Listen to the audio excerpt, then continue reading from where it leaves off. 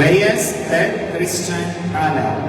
He is the recipient of the following awards: Leadership Award, Service Award, High Proficiency in Web Development, High Proficiency in Computer Programming, High Proficiency in Computer Networking, and High Proficiency in Hardware Servicing.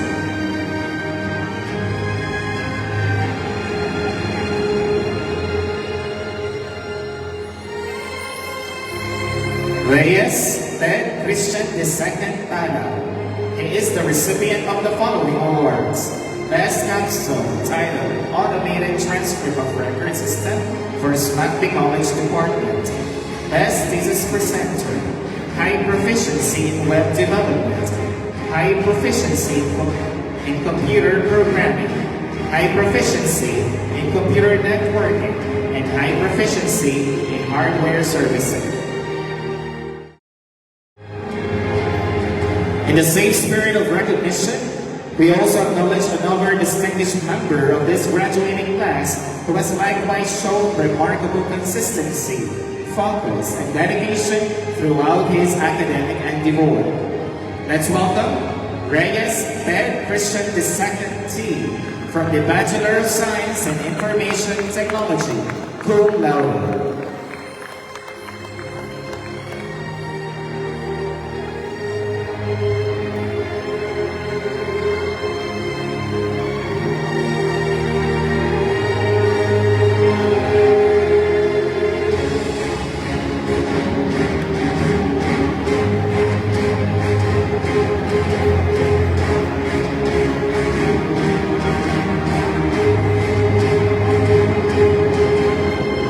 At this point, we proudly recognize a graduate who has exemplified exceptional excellence, determination, perseverance throughout their academic journey. Through dedication, hard work, and commitment to achieving the highest standards, this graduate has earned one of the institution's highest academic distinctions. Ladies and gentlemen, may we give a warm round of applause as we call on our batch 2026 Magna Cum Laude, Mr. Ted Christian T. Reyes from the Bachelor of Science in Information Technology.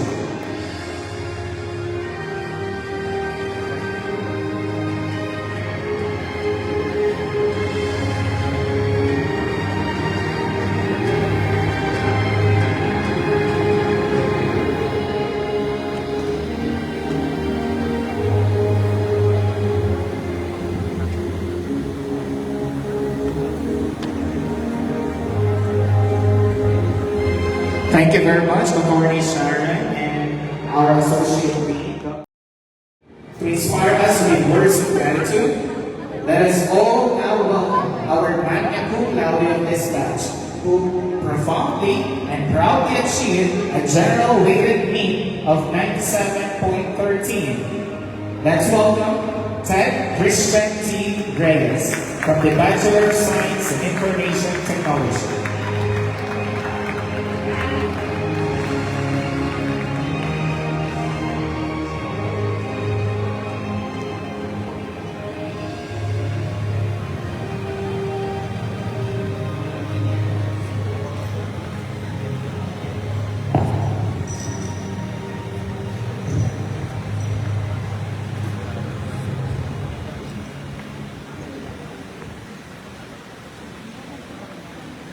To our college president, Attorney Maria Sharon Ramos Menachevita, our college associate dean, Dr. Annalyn Espana, our esteemed administrators,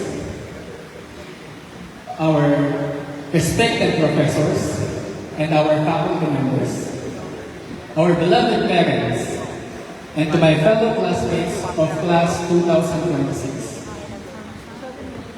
Now, before I start, let me tell you that I am not one for words. As much as possible, ayoko pong nagsasalita. Hindi ako mahilig sa mga ganitong settings wherein kailangan ko magsalita sa harap ng maraming tao. Even this graduation speech that I prepared, kinailangan ko pa kong i-google kung sasabihin ko. But rest assured, hindi po ChatGPT ito. For it is such an honor to be able to speak and share in front of you, which is why I wanted this to be truthful and meaningful. To start, let me tell you that my college journey was not a walk in the park. I'm sure that some of you may not know this, but I was once a student of St. Louis University in Baguio.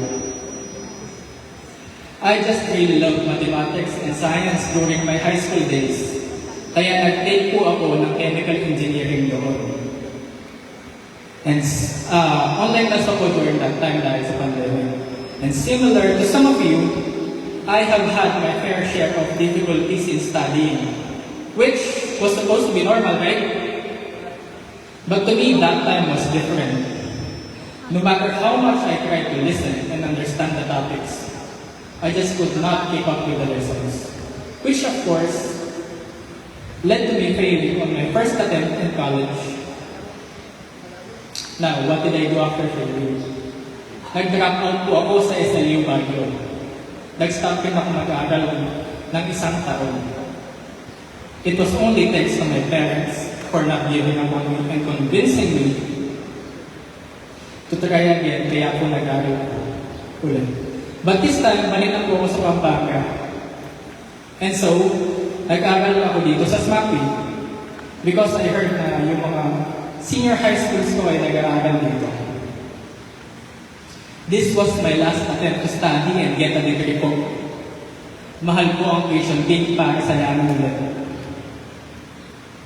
Hence, nag-take ako ng information technology sa SMAPI, and mind you guys, third choice ko na po ito. My second choice being nursing. But since hindi ko nag-offer ng nursing sa SMAPI, nag-IT na lang po ako. I thought, okay na yun kesa wala. But boy, was I proven wrong. I ended up enjoying my studies dahil sa third choice na to. It was thanks to Sir Ronald Mualdan and Sir Mark Gonzalez with their brilliant way of teaching and encouragement. Masasabi kong natuto talaga ako dito sa SMAPI. Who knew na yung third choice ko would actually be the fated path for me to take? Now, to give my point, I'm sure most of you have had similar struggles throughout your college life. Some of you had to juggle between classes and part-time jobs. Some of you had to retake some subjects just to get here. And some of you were forced to switch or pick a different program that you are not sure you would actually pass. Some families even had to borrow money from relatives or make sacrifices just to meet tuition deadlines and continue supporting your education. Yet, despite all of those adversities, you have strived and were able to complete this major milestone. Because of that, today is not only a celebration of academic achievement, but also a celebration of perseverance, sacrifice, and determination. To all the graduates, you deserve every applause for never giving up, despite the hardship that you have faced along the way. And to all the parents and families, this success is also yours. Your sacrifices, endless support, and unwavering belief in your children made this moment possible. So let us give a round of applause to every graduate and every parent who stood behind them throughout this journey. This achievement is proof that hard work, faith, and perseverance truly leads to success. Now, as you move forward to the next chapter of your lives, new challenges and opportunities will surely come your way. Some of you may already have jobs waiting for you, while others are still searching for the career path meant for them. There may be moments of uncertainties, rejection, or fear of the unknown. But never let those moments define your worth or limit your potential. Wherever life may take you after today, carry with you the lessons, experiences, and values that you have gained throughout your journey. Continue learning, guys. Continue growing.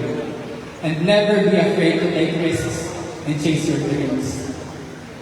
May you become not only successful professionals, but also responsible individuals who will make a positive difference in the lives of others.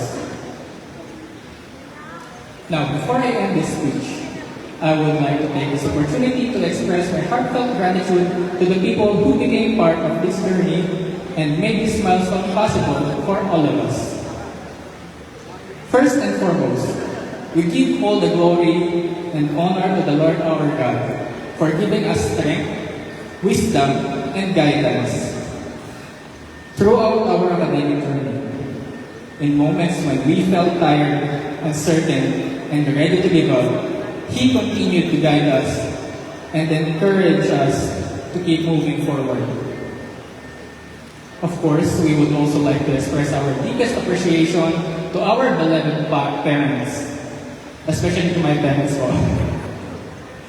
My mother, Teresa Talao, and my father, Theodore Reyes, alongside with my grandparents, Aurora Talao and Andres Talao.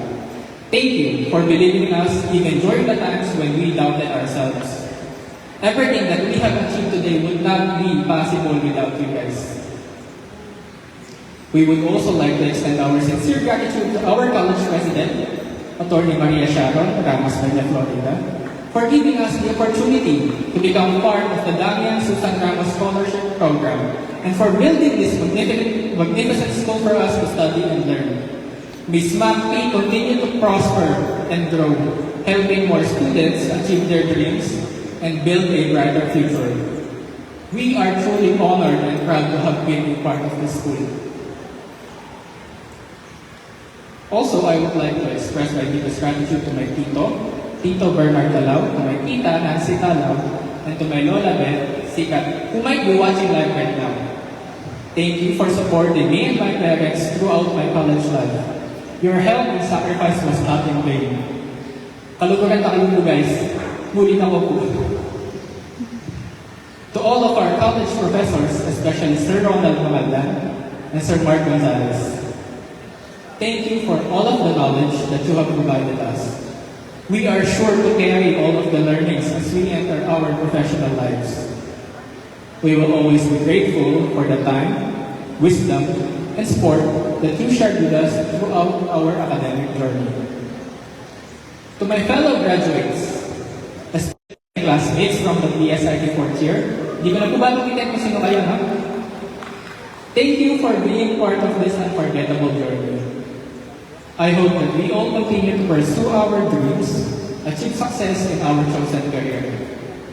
No matter life may take us, the memories and bond that we have created as students will always remain special to us.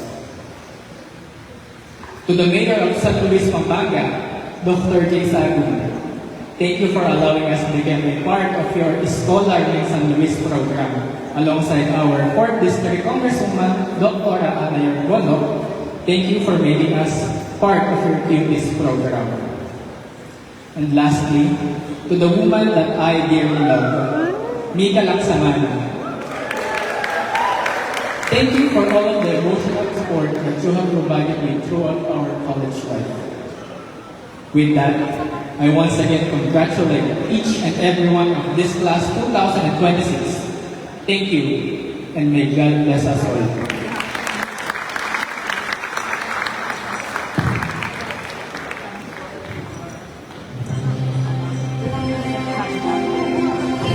Thank you very much, Mr. Ted Christian, for sharing your words to us in this momentous ceremony. Your speech was not only inspiring, but also heartfelt, and it truly touched everyone here in this generation. It reminds us of how far we have become and encouraged us to keep moving forward with purpose. We are grateful for your presence and for making the moment special.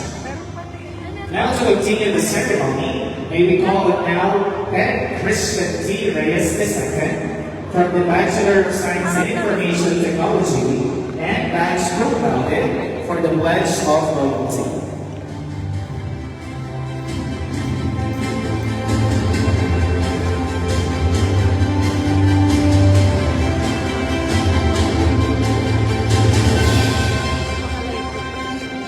May I request all graduates to please stand up?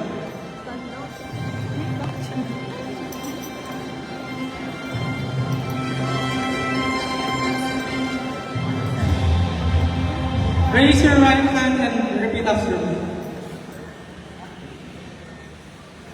Gratitude to my alma mater, St. Mary's Angels College of Pampanga. I do hereby pledge my undivided loyalty to her ideals,